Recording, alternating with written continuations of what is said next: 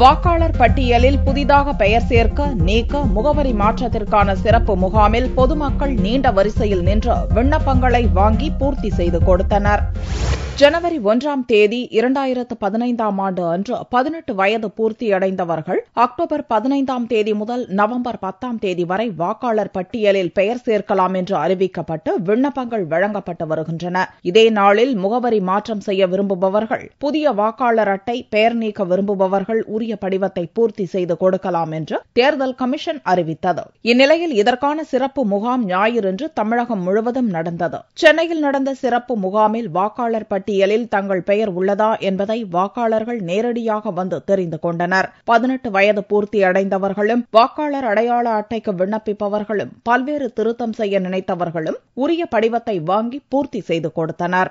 இன்னைக்கு வாக்காளர் அடையாள அட்டை தரதுக்கு சிறப்பு முகாம் நடந்துட்டு இருக்கு. நானும் first time voter application form தர வந்திருக்கேன். சப்மிட் பண்ணியிருக்க அப்ளிகேஷன் ஃபார்ம் இன்னும் ஒரு சில மாதங்களில் ஓட்டர் ஐடி கார்டு வந்துடும் சொல்லியிருக்காங்க. அடுத்த வருஷம் நான் ஓட் போகிறதுக்கு ரெடியாக இருப்பேன். இப்போதான் எனக்கு 18 இயர்ஸ் ஆச்சு. அதனால ஓட்டர் ஐடிக்காக அப்ளை பண்ண வந்திருக்கேன். இன்னும் ஒரு மாசத்துல ஐடி வந்துடும் நினைக்கிறேன். நெக்ஸ்ட் டைம் கண்டிப்பா ஓட் பண்ணுவேன். இந்த சிறப்பு முகாமில் புதுசா ஓட்டர் ஐடி வாங்க வந்திருக்கேன். இந்த பழைய ஓட்டர் ஐடி தொலைஞ்சிடுச்சு. இதை யூஸ் பண்ணி நான் இந்த சான்ஸை யூஸ் பண்ணி நான் புது ஓட்டர் ஐடி கிடைக்க ரொம்ப சிறப்பாக இருக்கும்னு நான் நினைக்கிறேன். தமிழகம் முழுவதும் ஞாயிறன்று சிறப்பு முகாம் நடந்தது. வேலூர், திருவண்ணாமலை, விழுப்புரம் ஆகிய 3 மாவட்டங்களின் மேற்பார்வையாளரும் தாட்கோ மேலாண்மை இயக்குநருமான சுகந்தி வேலூரில் உள்ள சிறப்பு வாக்காளர் முகாம்களை ஆய்வு செய்தார்.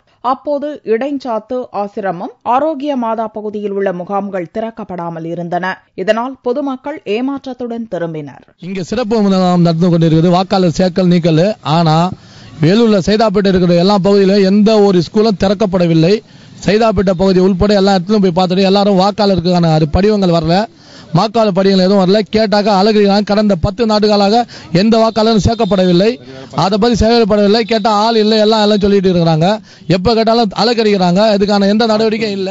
வாக்காளர் சிறப்பு முகாம் நவம்பர் மாதம் 2ஆம் தேதி வரை நடைபெறும் என்றும், திறக்கப்படாத பள்ளிகள் மீது உரிய நடவடிக்கை எடுக்கப்படும் என்றும் மேற்பார்வையாளர் சுகந்தி தெரிவித்தார். ஒரு 4 டெசிக்னேட்டட் சென்டர்ஸ் பார்த்தாச்சு. ஸோ ஓரளவு அவங்களோட இதில் தெளிவாக இருக்கிறாங்க. இன்ஃபேக்ட் வாக்காளர் பட்டியலினுடைய இதுவே இப்போ ரொம்ப நல்லா இருக்கு. ஸோ நம்ம திருத்த பட்டியல் கொடுத்துருக்காங்க. இந்த தடவை 2 புதுசான விஷயம் இருக்குது. ஒன்று எரர் லிஸ்ட், ஸ்பெல்லிங் மிஸ்டேக்ஸ் அதெல்லாம் இருக்குது. என்ன மாதிரியான எரர்ஸ், கணவன் பெயர், தந்தை பெயர்னு மாறி இருக்கிற விஷயத்துக்காக எரர் லிஸ்ட் போட்டு அதனையும் கொடுத்துருக்காங்க. சிறப்பு முகாம் பல இடங்களில் வாக்குச்சாவடி திறக்கலான்னு இல்லை. இப்போ என்ன அப்படின்னு சொன்னால், ஒவ்வொருத்தருக்கும் ஜோனல் ஆஃபீஸர் போட்டிருக்காங்க, ரெவென்யூ சைட்லேருந்து போட்டிருக்காங்க, லோக்கல் பாடி சைட்லேயும் போட்டிருக்காங்க. இப்போ அதை ஆய்வு செய்யறதுக்கு தான் மாவட்ட ஆட்சியர் ஒரு பக்கம், நாங்கள் பக்கம் திறக்க செய்யலாம், உடனடியாக திறப்பாங்க. சரி. இதற்காக தமிழகம் முழுவதும் 28,000 சிறப்பு மையங்கள் ஏற்படுத்தப்பட்டிருந்தன. புதியதாக விண்ணப்பித்தவர்களுக்கு வாக்காளர் தினத்தன்று புதிய அட்டைகள் வழங்கப்பட உள்ளது. ஆன்லைன் வழியாகவும் பொதுமக்கள் விண்ணப்பிக்கலாம் என்பது குறிப்பிடத்தக்கது.